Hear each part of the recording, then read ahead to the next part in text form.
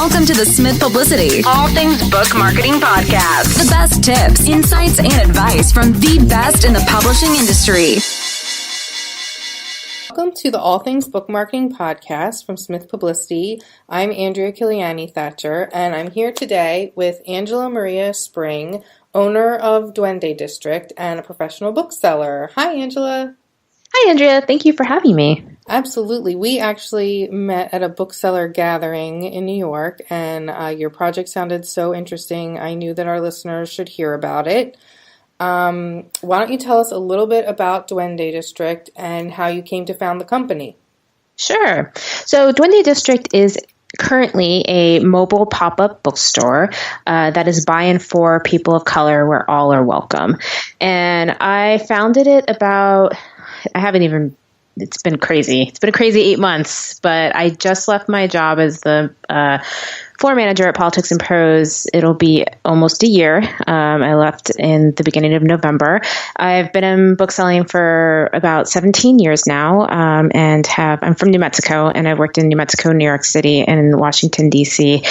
And I am also the daughter of Central American immigrants and Puerto Ricans. So I'm Latina. I'm from the Latinx immigrant community.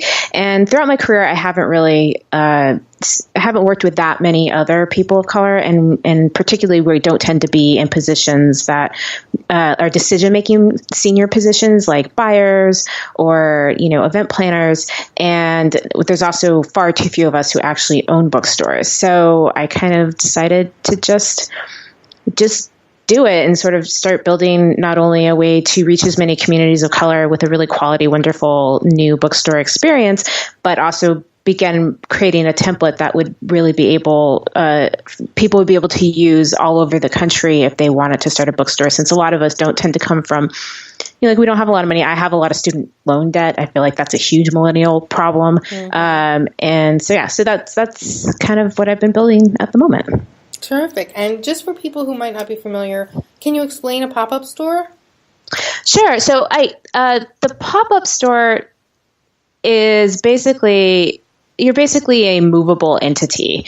And that means that for me, what that means is I don't have a lot of mobile bookstores will have an actual vehicle element to it, say a van or something like that. That's not what I do. What I do is I build little, warm, wonderful bookstores inside existing spaces with partner businesses and organizations. So that could be anything from where I was incubated at the Automatic Festival this past spring for about 5 weeks. And they have this huge multi-storied building that they take over once every year. And they let me have a space, and I created a bookstore in there. Or it could be anything from I was in La Mano Coffee Bar, which is a very small, lovely coffee cafe that's in the Tacoma Park area, and I was there for 6 weeks, and I only had a little tiny space, but it was really wonderful and very productive. So my particular expertise is in merchandise display, and I really do like creating those little warm, lovely bookstore experiences within other places. But you can have a pop-up bookstore not in any kind of variation where you're showing up to different festivals and you have your products and you have your signage and you have all of these things, or you can have an actual, a bookmobile, that type of thing. A lot of those, I know somebody in South Carolina who they have a bookmobile, and they also do pop-ups. So basically, you have a mobile element where you're just movable. You're movable, and you're not encased within a very specific static brick and mortar space. Right, and I know you mentioned you came from Politics Prose. They had something like that, didn't they?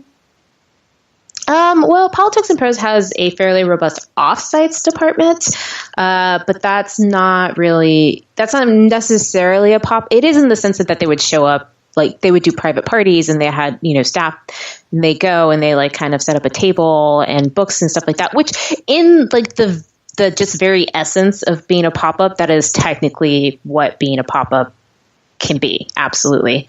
It's a little more regimented, a little more very static, whereas my model, and I feel a lot of other models, are much more flexible. There's a lot more flexibility in what we're able to do. So it's more than just an off-site event. It is, its own encapsulated thing. Yeah, absolutely. Terrific. So, kind of getting what the pop-up store is out of the way, now kind of going into how they can be useful to the industry. I know we had talked a little bit about how assuring that people of color and marginalized groups feel welcome and safe in bookstores is a huge priority for the industry right now.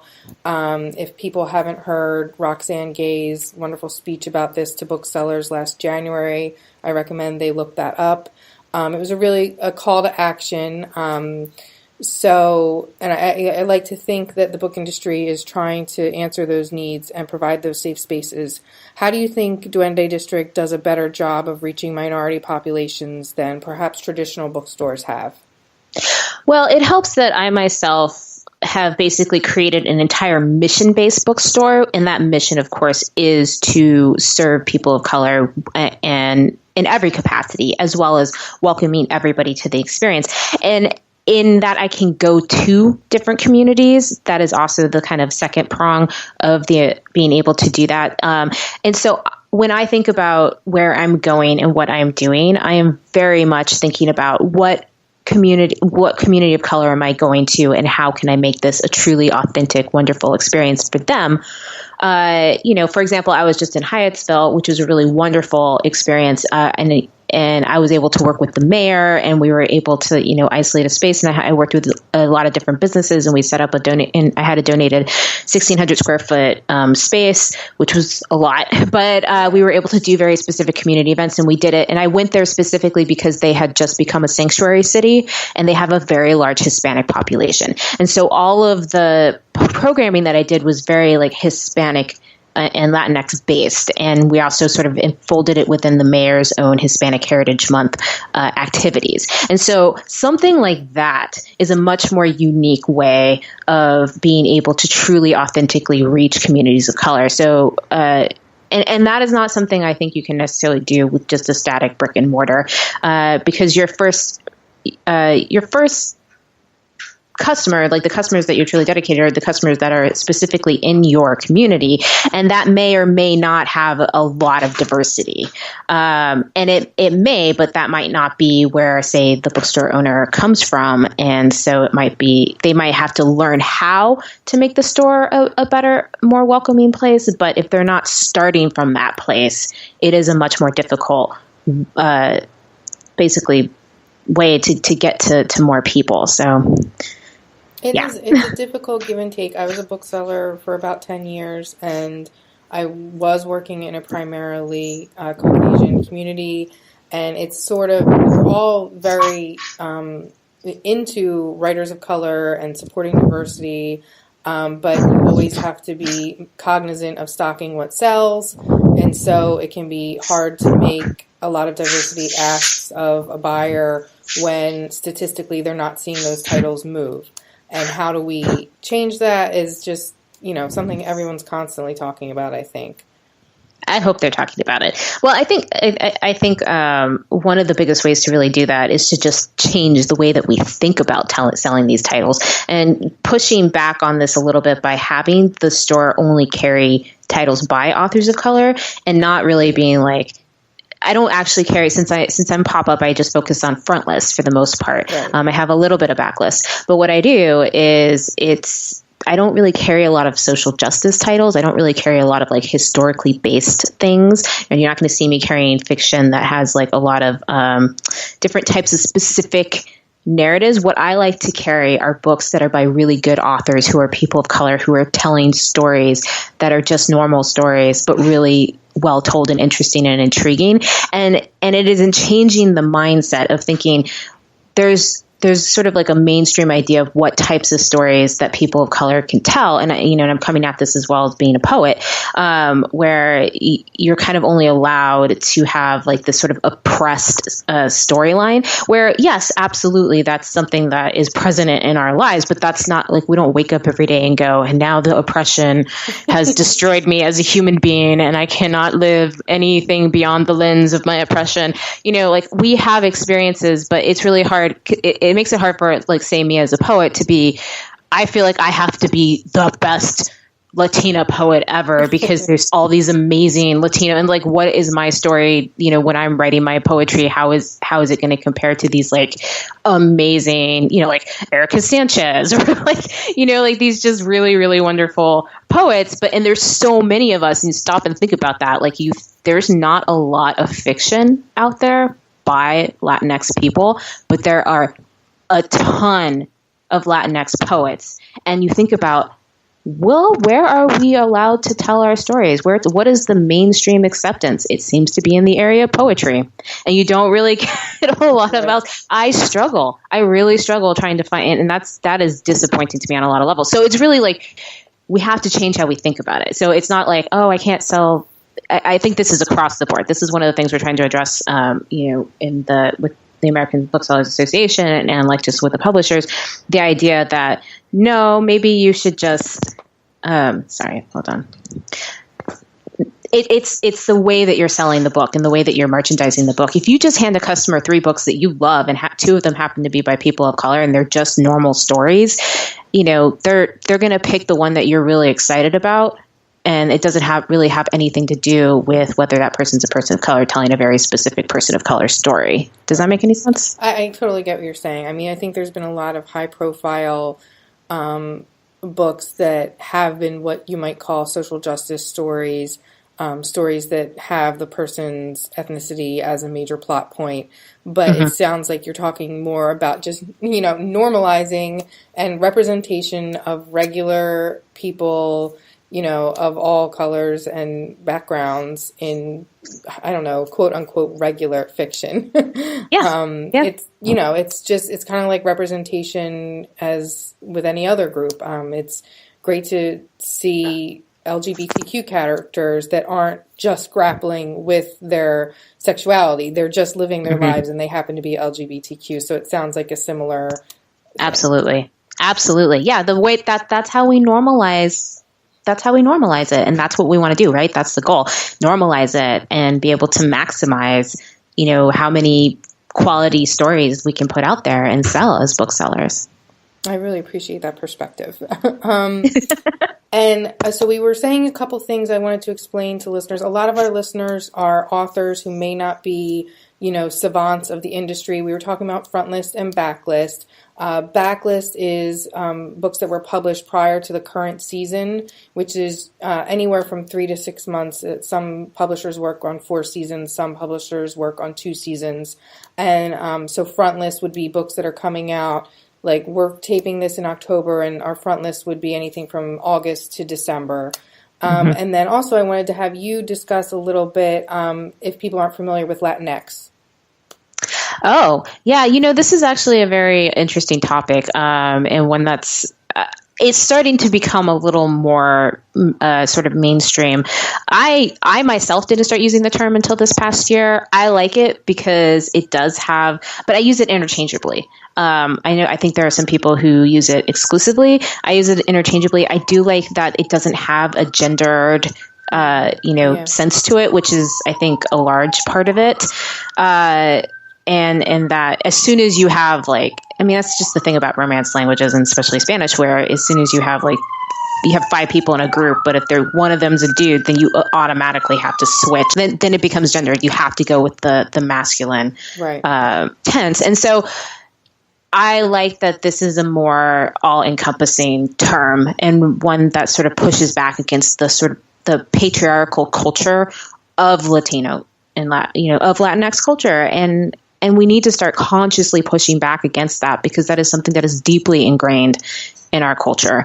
And it's something that I think a lot of us are fighting back against. And I feel like it's, especially from the LGBTQ Latinx community, this is really important. You think about it's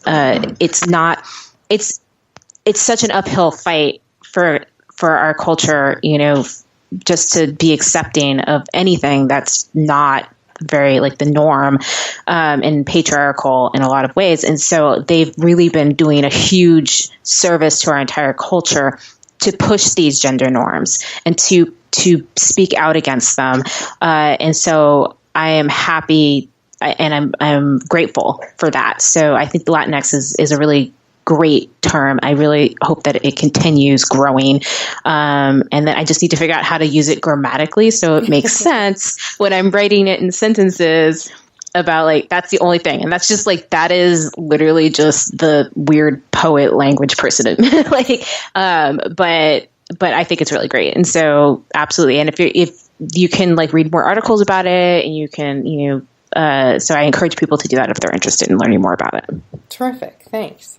So what lessons do you think traditional bookstores can take from Duende District to better reach these marginalized groups or non-traditional customer bases, however you want to term it? I think it's connected to what we were just talking about.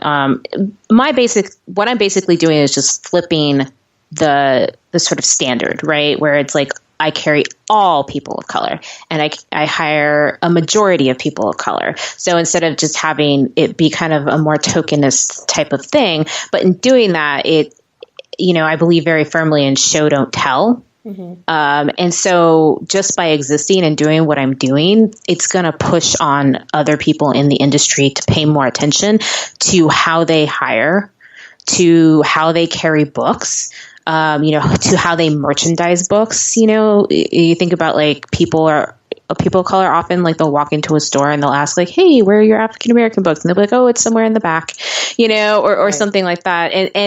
And a lot of this is we come from such a well-meaning industry of people who are just terrifically smart and really caring and very educated, and who very much want to be allies and who want to be people who are, helping the problem, not adding to the problem. And so it's hard to be told what to do. And so Duende District is really, I'm just going to show the cool things that we can do and the ways to be inclusive, and that you can feel good about being a part of, because inclusivity is everything, like especially now. And that's a huge part of what I'm trying to do as well. Absolutely. And I think you kind of hit on an aspect of it that kind of relates to what you're talking about Latinx, and kind of relates to, where things are shelved. There are clerical issues with progress. Like, mm-hmm. How do we use non-gendered pronouns? As writers, we're like grammar Nazis and everything. We want to know the rules for using things. How do we, as a bookseller, we want to know, well, this book falls in this category and goes on this shelf. Whereas I guess the hope is that we're just moving to a more inclusive whole, and I mean, not separating groups, not separating types of writers. Fiction is mm-hmm. fiction, nonfiction is nonfiction. And I think that there are just, generational biases and, like I said, really like paperwork kind of things that people are figuring out, and it's a barrier. And, especially in marketing, we never want there to be a barrier between our author and coverage. If our author is, not available on a certain date, that's a barrier to coverage or something. And so, not knowing where to shelve something might be a barrier to ordering it or putting it on the shelf. Absolutely. Yeah. So I guess, we're still all figuring this stuff out, and it's great, like you said, to show a way of doing it. And so I hope that people are looking to that example. How do you think that the pop-up stores compare to traditional bookstores for author events like book signings and things like that? So this is a really interesting area, especially coming from working at one of the, Politics Prose probably has one of the biggest events programming in the entire country. Standard. Everyone wants to speak at Politics Prose. It is. Like, you feel like I cannot tell you how many authors have stood at the Politics Prose podium and gone, I've made it. Like I have an event at Politics Prose. I've made it. Right. Yeah. But what I will say, that is fantastic. And I think that is wonderful. And absolutely, that is, a feeling that every author should own when they make it to a stage that big. But what I will say, and I say this for any smaller bookstore, and I think the pop-up model is very conducive to this, is that when you have event programming that large, when you have that many events, when running the floor on a Saturday, when there would be 4 to 5 events, it does take away from some of the specialness of that event. and really like kind of feeling like this is wholly a unique thing that's happening for you as an author and as a store. There is, that is unfortunately a downside, whereas if you are a smaller store, I think one of the small bookstores in DC that's doing this very well is East City Bookshop. It has a really wonderful, lovely, very individual programming.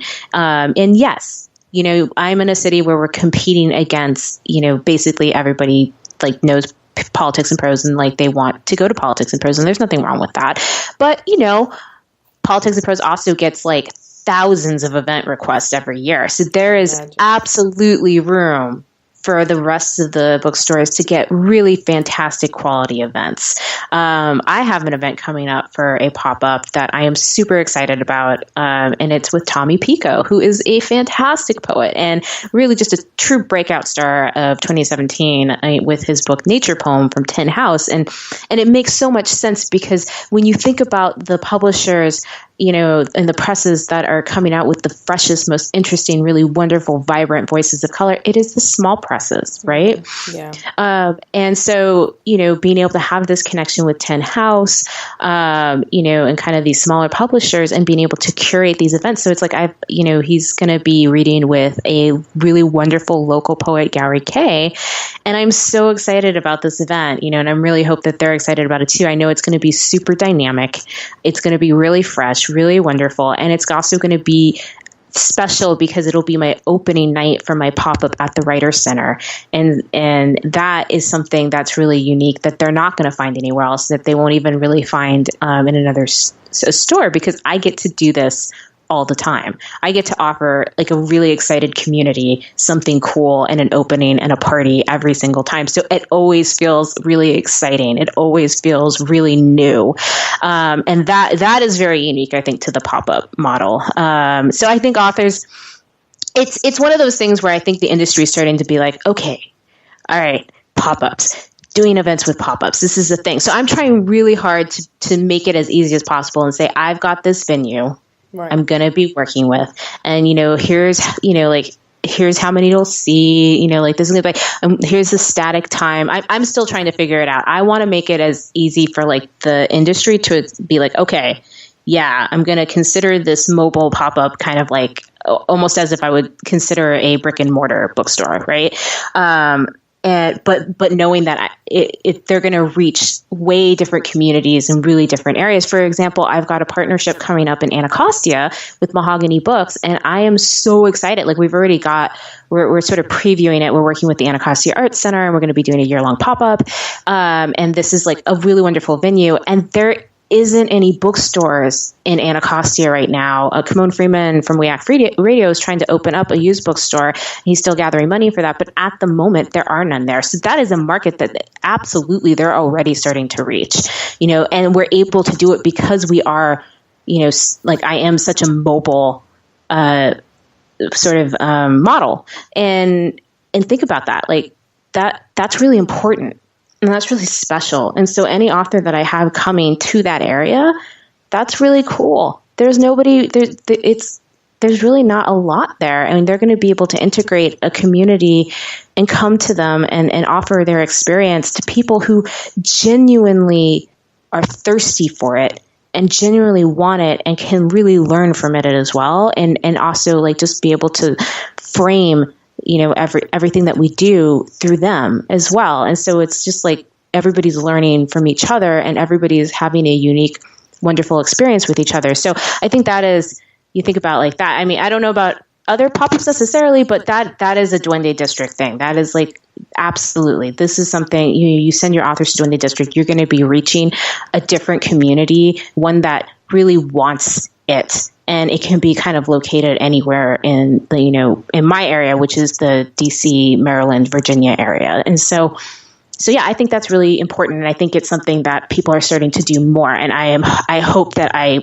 would continue leading this charge, because I think it's a very affordable way for people like us, like millennials, or people who don't have a lot of like a nest egg or, anything like that, to do bookstores in this way. That's great. And I think the way that you're even talking about the events, and you used the word experience. I always say that an author needs to offer an experience. It's not just about a book signing anymore. It's not just about doing a reading. I think we work with authors from the big five, but we also work with a lot of authors that are at small presses like you're describing, or are independently published. And I think they need, when they're approaching bookstores, to be talking about their event with the kind of passion and excitement that you're talking about your events with. I feel like that's the first lesson. I don't think you can just go up to a bookstore and say, I'd like to have a signing. I think some authors don't realize that they really need to be pitching themselves to the bookstore and creating some kind of experience. And I mean, maybe a way that the pop-up model could influence an event. We have an author who also owns a bar, and so she could obviously have a nice event that combines her two business ventures, her book and her bar, and have something with a themed cocktail or something. Like, I love themed food, themed cocktail from books for author events, anything with some sort of demonstration or visual element, experiential. You're just talking about everything with such excitement and passion, and I just want authors to take from that, to have that kind of passion and have that kind of excitement about an event. It's not just a rote automatic thing anymore, if it ever was for anybody other than, New York Times bestsellers. But more than ever, you really need to just be offering something special, something unique, an experience that people are going to come away with more than just your book. Of course, we want them to come away with your book, but it's even like the media. We always want to have a value add. We might provide some content along with an interview, or if we want someone to review the book, we might also offer a Q&A. So instead of just offering a signing or a reading, let's value add something for the bookstore that you're pitching, or the bar that you're pitching, or the grocery store that you're pitching. Let's think outside the box and not just think that books have to be sold in bookstores, because as bookstores dwindle, they're being sold more and more places, and we have to embrace that, which is a little hard for a bookseller. I think that was just a great conversation about what events should be in general. So do you think pop-up bookstores are interested in hosting authors that may have a smaller audience, or just maybe not being sent around by their publisher, but trying to put something together on their own? I think I can tell you where I've had successes, because it's still a learning process for me. All of my experiences in buying and team management and training. So I'm on my own learning curve. I'm sort of just taking the things that I've learned over the years I've worked in some amazing, like Politics Prose, working at McNally Jackson. These are really wonderful places to learn from. But I have both worked with publicists somewhat, but I've had a lot of authors of color contact me and say, hey, I love what you're doing. Let's talk about possibly doing an event. And I am always 100% receptive to that, because I am all about providing an experience to my customers. And part of that experience is being able to be in almost, if not a one-on-one situation with an author in one way or another, in a small, intimate gathering of that. And that's the really nice thing about these smaller spaces, and why when I'm looking at opening up my brick and mortars, is I don't want a super large space. I don't want to pack as many people as I possibly can in the whole world. I want to continue having partnerships with other businesses and venues so that I can continue doing stuff with them. And B, sometimes it's just really nice to have 10 to 15 people in a space and make it feel really crowded but warm and intimate, And then the author feels like they're actually reaching more people instead of having just like a really large space where, sometimes if you only have like 15 or 20 people in that space, it almost feels like you don't have a lot of people in that space. And so it's a good experience for them. And then, people come to me and they have like a unique thing that they're doing. I am all about that. I mean, just like you were saying, you want to have more just like than a standing up at a podium and reading type of experience. And I'm just somebody who's very into experiential things. And as you can imagine, after 17 years, I too have had my fill of just people standing up at a podium reading and taking a few questions. Like, I'm just sort of like, what can you do that's going to be cool and interesting for me too? Because you think about like, I'm a customer too. Mm-hmm. Like I want to be able to have these experiences. So, how do we make it special? How do we make it cool? And so part of it is like having a bit of a smaller space to be able to play with and do more interesting things. And that really can mean anything. It could be like, I love authors. I've got some kids authors who have like puppets. It can be, kind of impromptu stuff that maybe an author didn't realize that they'd be in town, and then they said they would be, and we were, I've got Juana Martinez Neal, whose book La Princesa en la Pie has been on my follow list, and she suddenly had an impromptu trip, and so we're going to be able to do an event with her at the Anacostia Arts Center, which is going to be even more special because she's been like a huge seller for us, and we'll be able to get the kids in to actually see her, and all the people who have bought her books, they have an opportunity to go and, meet her and like maybe do a little activity and have a story time. And so that's really exciting too. And so, so it's kind of like a little bit of everything that I am doing and trying. But for me, what's important, I think the message to convey is don't say no. If somebody approaches you, if an author approaches you, if the author is like brave enough to approach you and talk about this, if they care about your mission, they should just, and that's what they do. This is the same advice I gave to any person who wandered into Politics and Prose and, was asking about who do I contact for an event? And I would just say, contact this email, but talk about why your event, why you're important for the community, why you're going to bring people in, why it's an important event. And I've had more than one author come up to me saying, I got an event. Thank you for your advice. Because, anybody can send a press release, anybody can kind of give it's the same thing as for as a writer, think about it. If you're sending out your submission packets, right?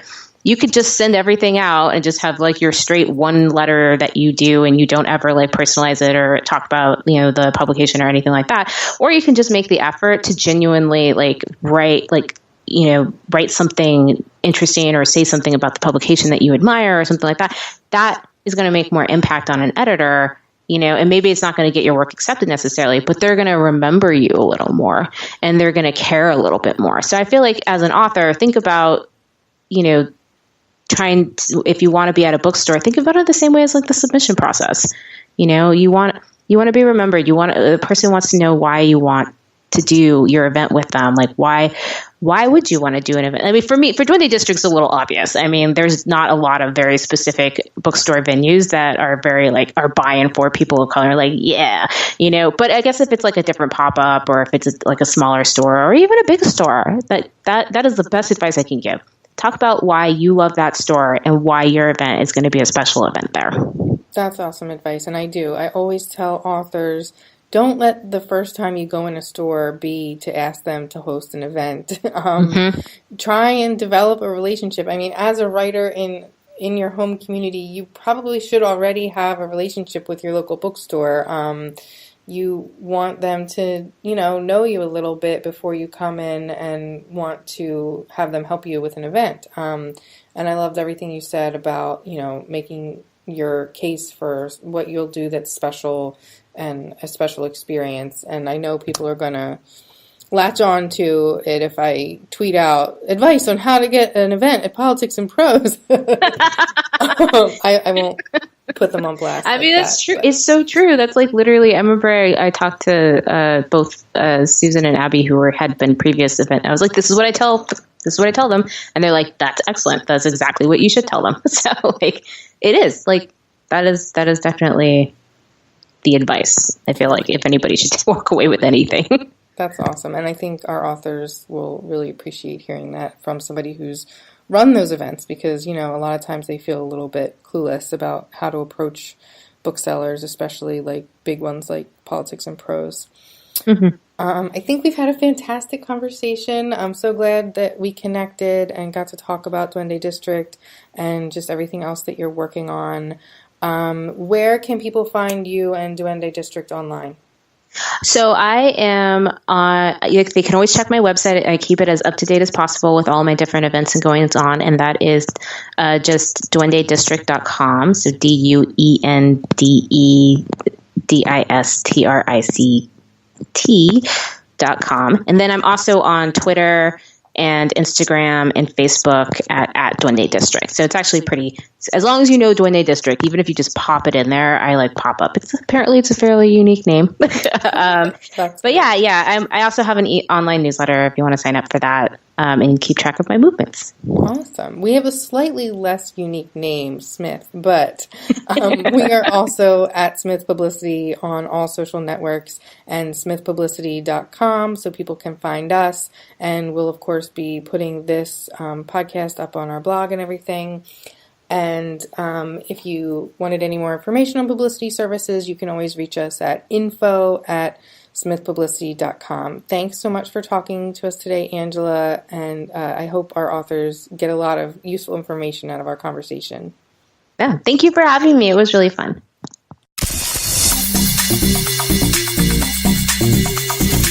Thank you for listening to this edition of the Smith Publicity All Things Book Marketing Podcast. To reach us and learn about our many book marketing services, visit www.smithpublicity.com or send us an email to info@smithpublicity.com.